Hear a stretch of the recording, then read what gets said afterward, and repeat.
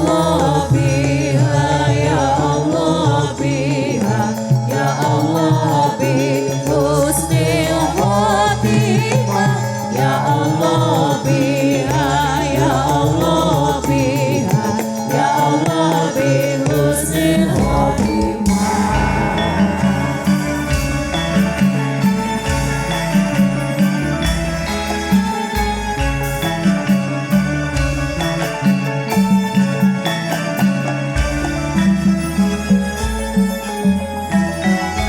Maulaya salli wa sallim daimah abada ala habibika khairil khalqi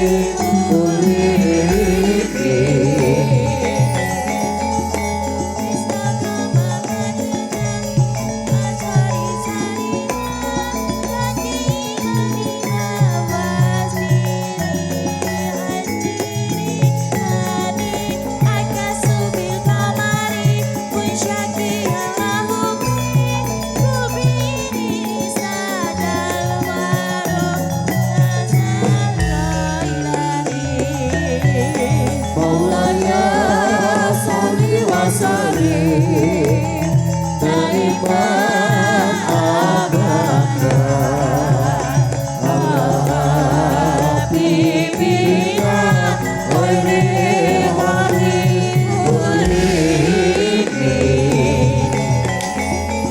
wa maha wal kharamin karun wa bil kharamin wa khulu tarsimi jalaku syara'i mahafi abi fasibku bil qamari sidikul amjarimah wa hum yakuluna wa bil khairi min alihi.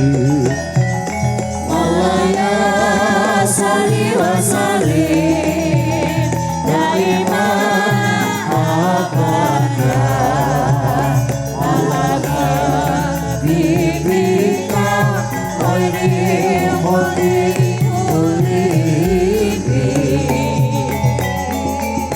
Lalu tamadhu wa takun al-qabuta ala khairil Ariyadi antasus wa antaubi Lalu tamadhu wa takun al-qabuta ala khairil Ariyadi antasus wa antaubi.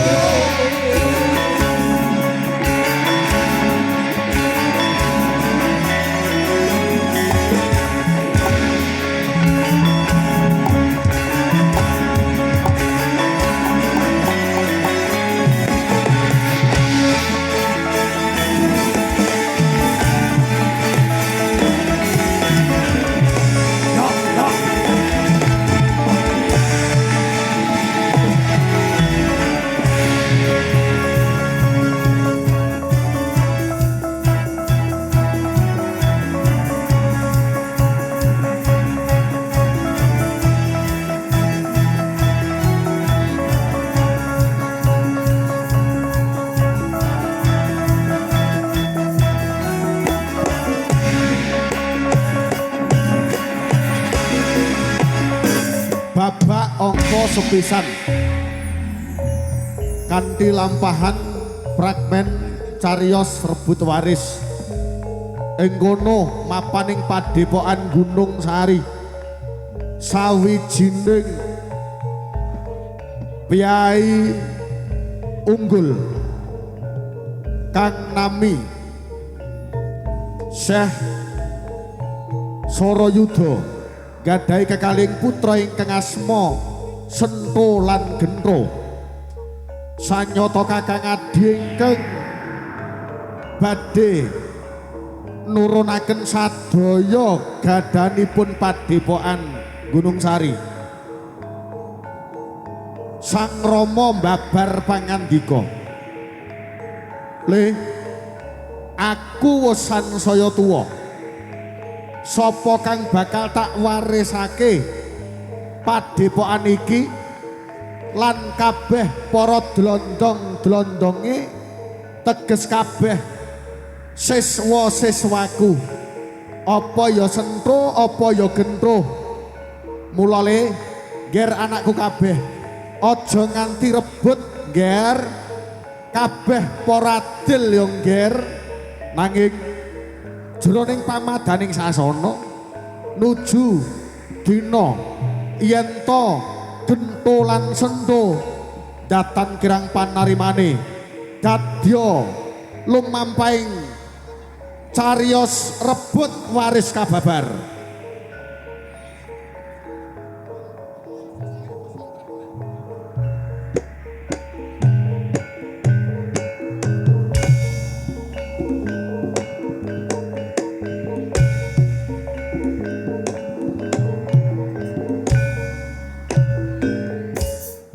Bapak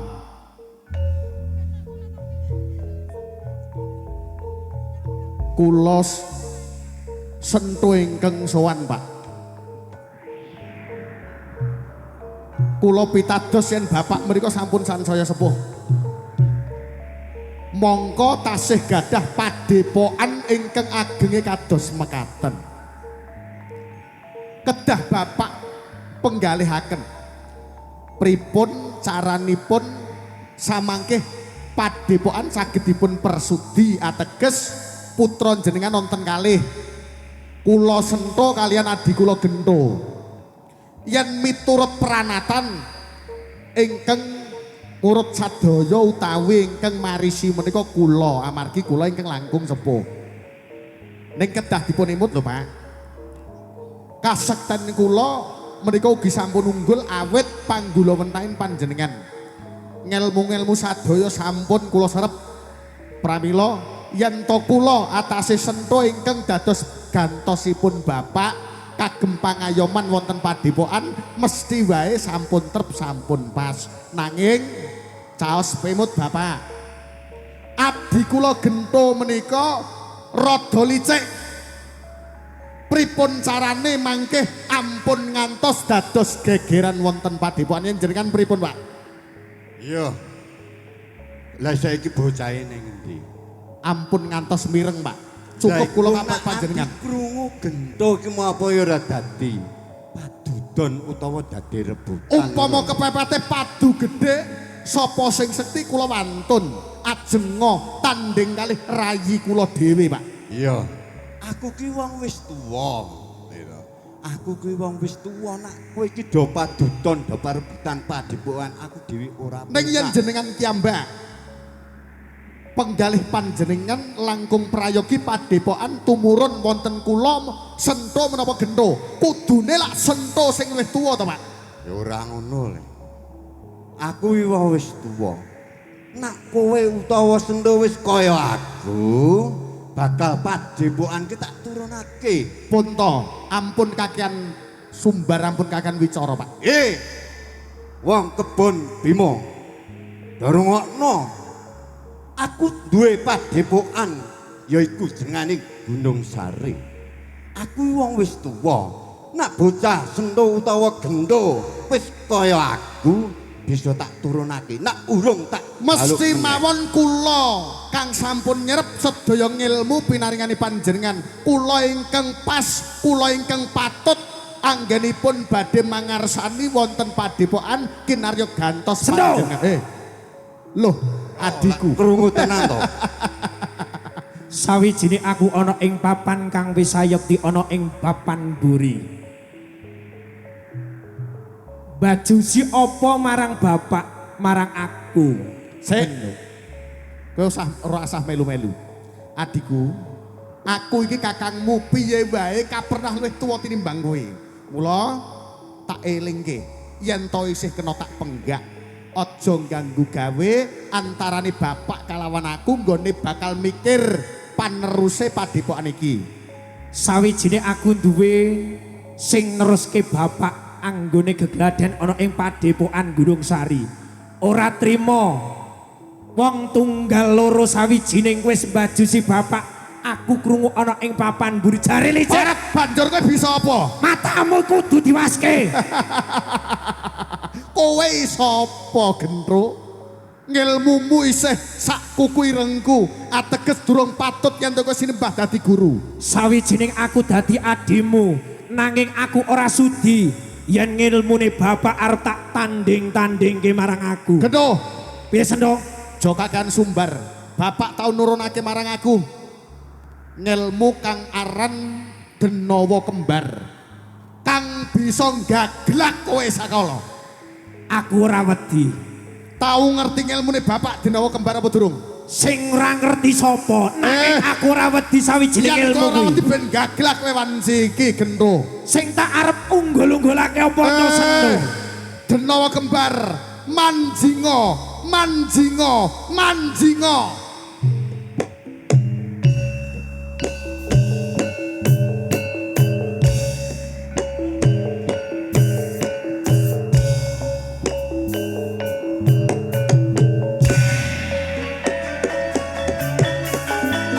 Budaling Prawadya Bala.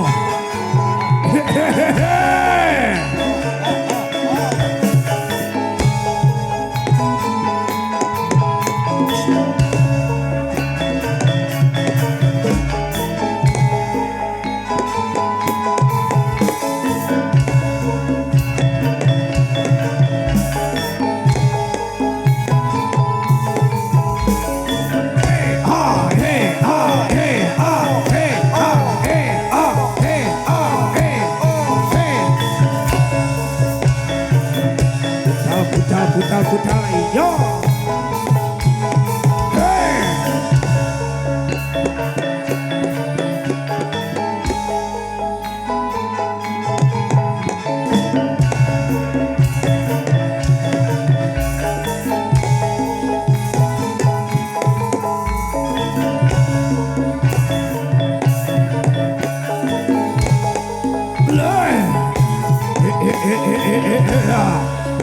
Ibrah ke bablas ke yo yo yo yo ke a e hey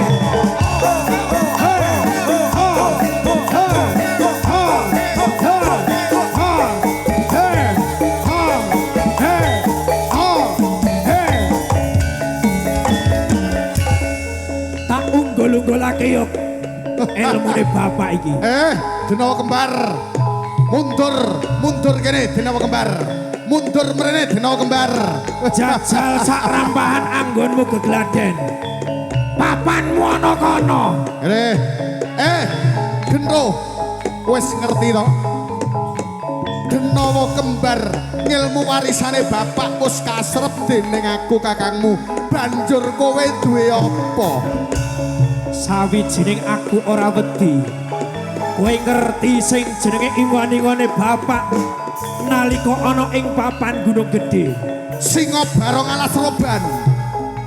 Lah kuwi arep tak toke anggone kuwi. Loh mancing ning pribadimu. Tak budalke prakanca wadya. Ingon-ingone bapak maju, maju kene. Papan ana ing kene. Gaglak loro kuwi. Sento tindak idase.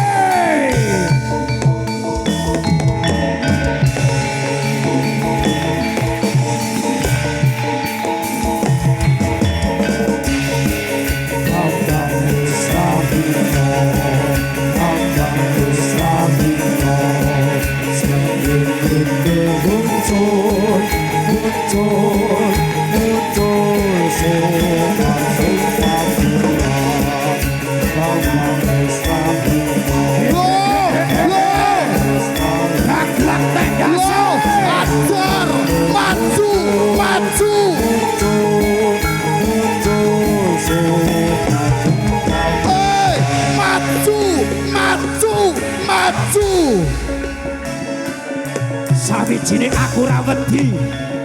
Tak teki gaglak paserat.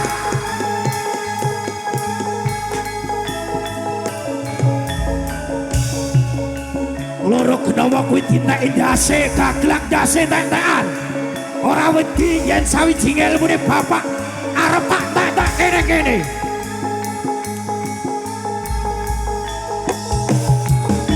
Dikandase maju ayo.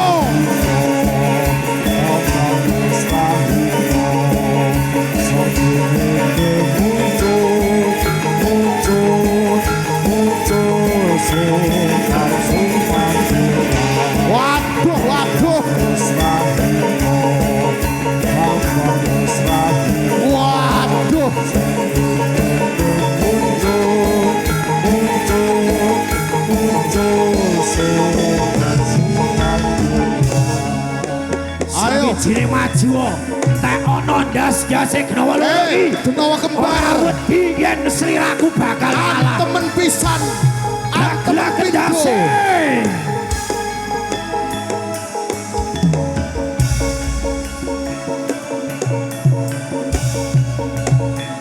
wah motar wah waduh apa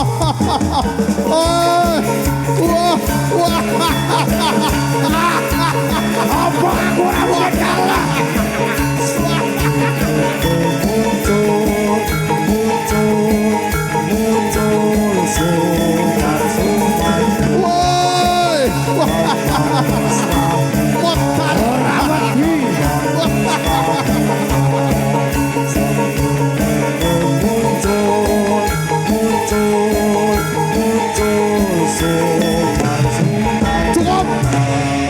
cukup Sendo Gnawa kembar bali ana papanmu kowe sawijine bali papanmu ana ing papan Gunung Gedhe aku durung nerimake aku tetep burung trimo kowe ngerti apa ora apa yen to siswa-siswane bapak saperangan melu aku ateges glondong-glondong kang wis digula wenrah kang bakal nerusake anggone rebut awake dhewe dari bapak iki sawijine para drondong-drondongane warok kang sawiji separuh ana ing kene Pak duwitku 10 cacahe glondongku 10 cacahe glondonganku keparat buktekake tak buktekke yo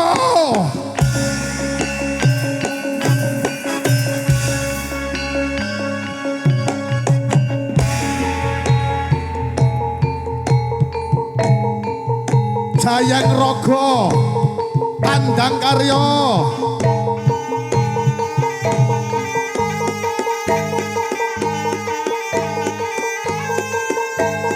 aja babar wirang Jayang Raga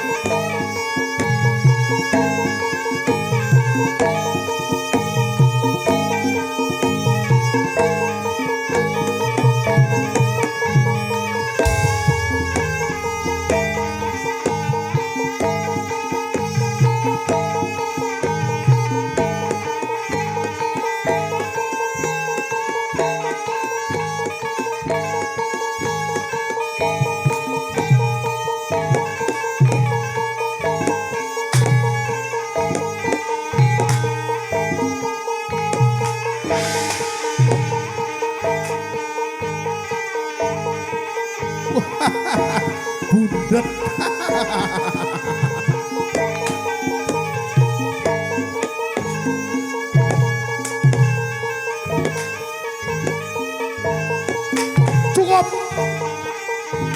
cukup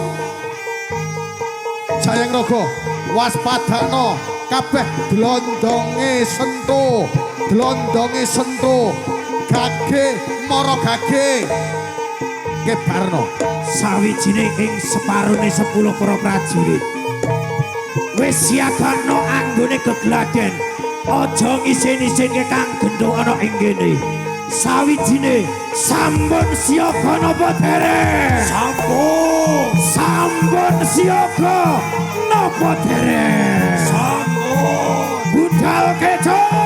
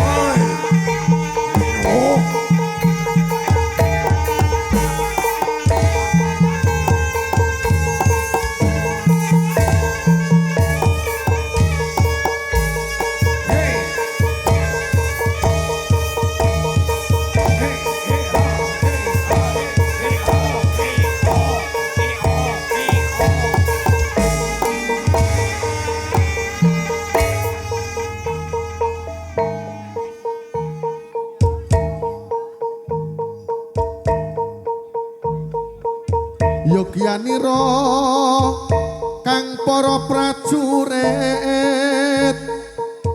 lamun bisa sira hanulada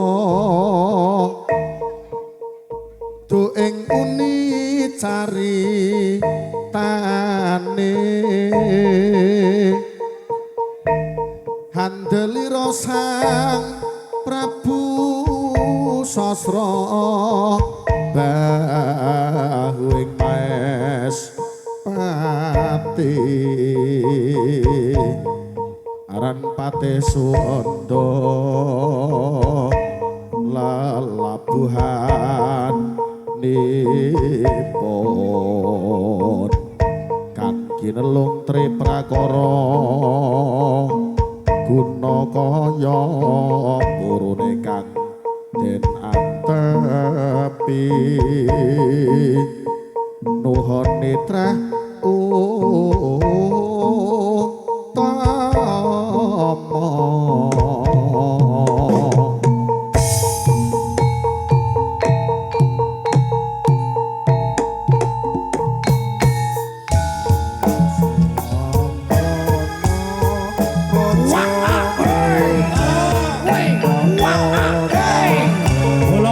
Bolok kiprah yo.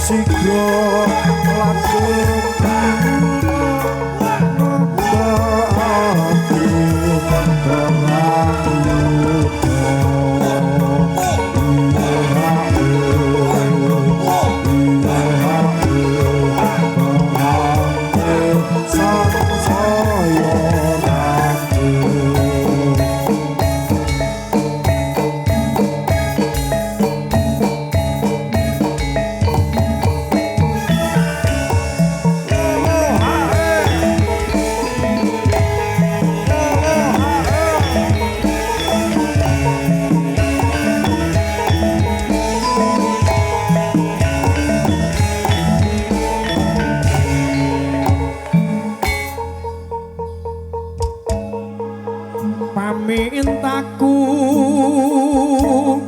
para seswa-seswaku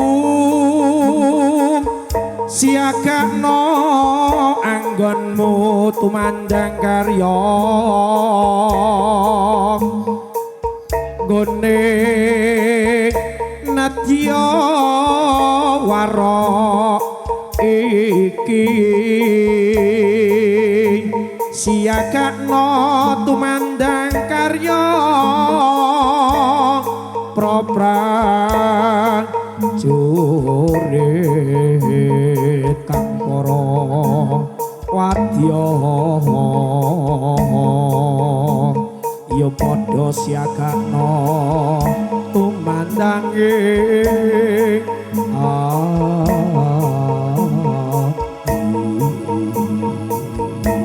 Uta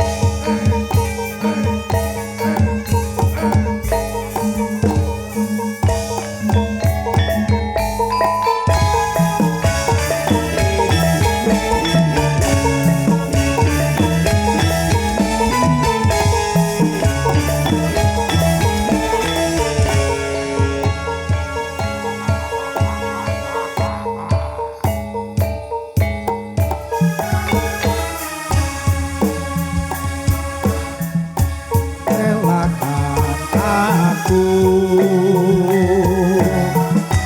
memilih dia sahabat karibku yang dulu mengantar surat undangan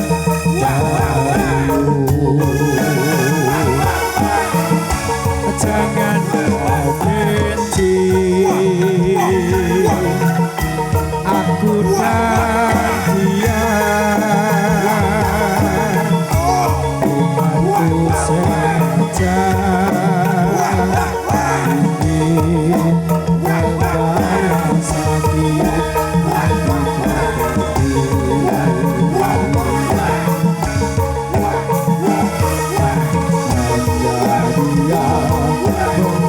obat luka luka di dada hanya dia melipur lara hati yang luka wanita yang mana tak sakit hatinya bila putus cinta, wanita yang mana tak ingin bahagia bila kasihnya setia. dia sahabatku dari mendampingku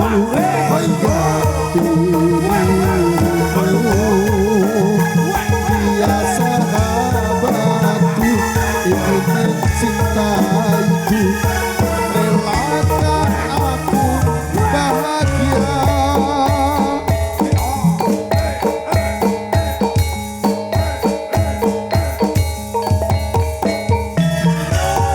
Hoi, hoi, hoi. Hoi, hoi, hoi. Hoi, hoi, hoi. Hoi, hoi, hoi. Oh, ho, ho, ho, ho, ho.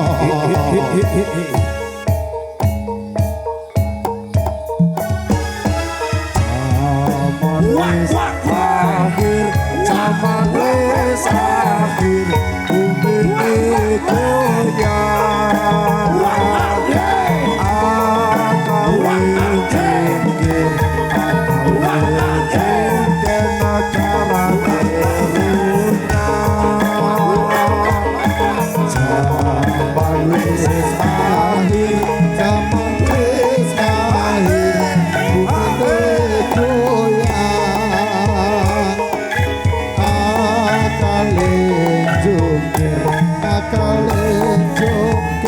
negara teruna zaman wis akhir zaman wis akhir bumi goyang akale jongker negara goyang zaman wis akhir zaman wis akhir dunia wis susah mamune kita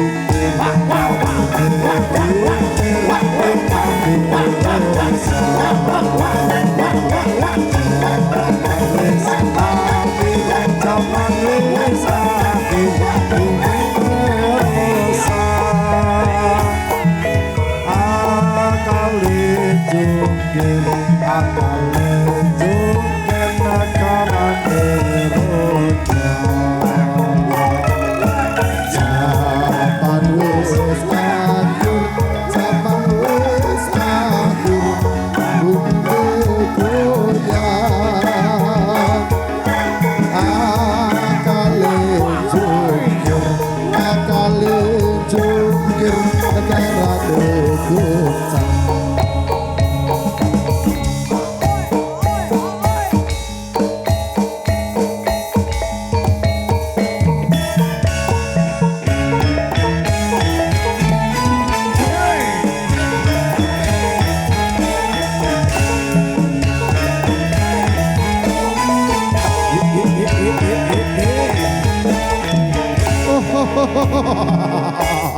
Siagakno prajurit para siswa-siswaku.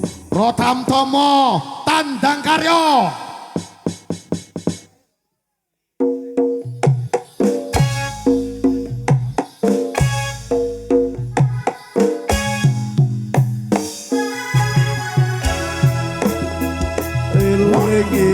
Yuk pasukan bola kiprah lambaikan tangan bareng-bareng yuk. Buat TikTok kita biar viral semuanya.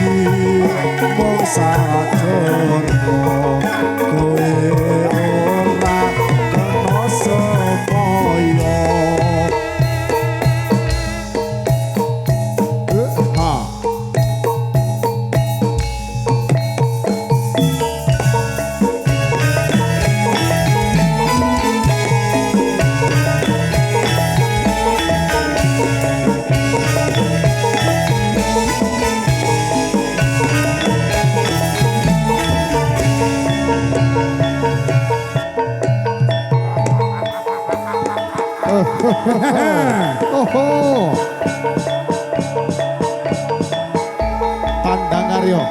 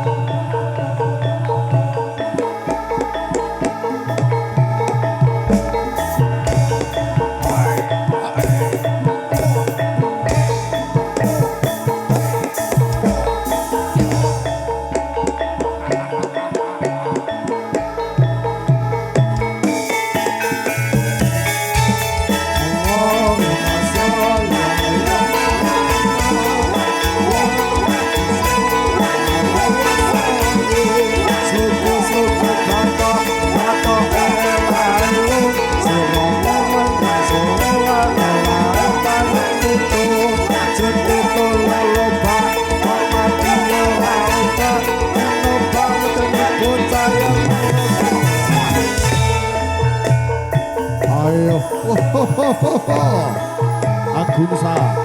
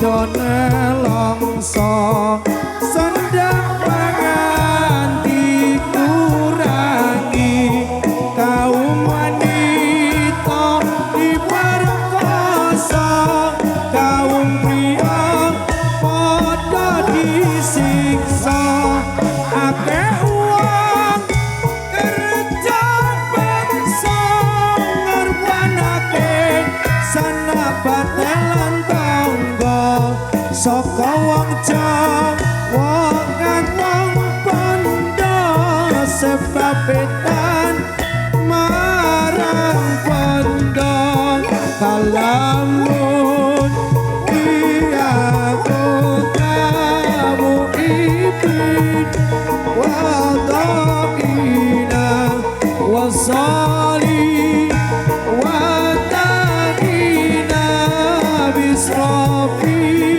wada'ina kaula cilek pada nelongso sandang pangan pada dikurangi kaum wanita diperkosa kaum pria pada disiksa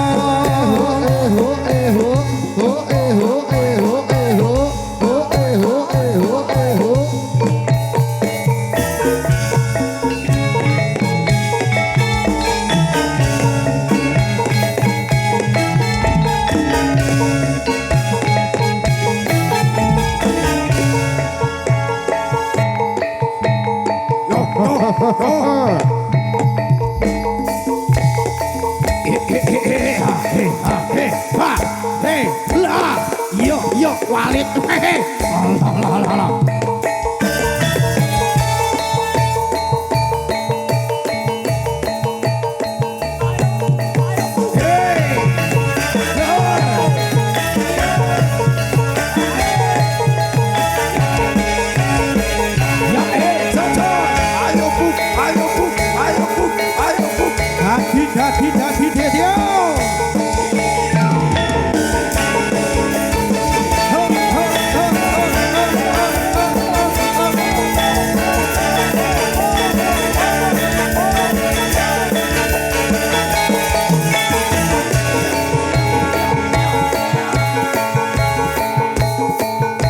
Putri Irsa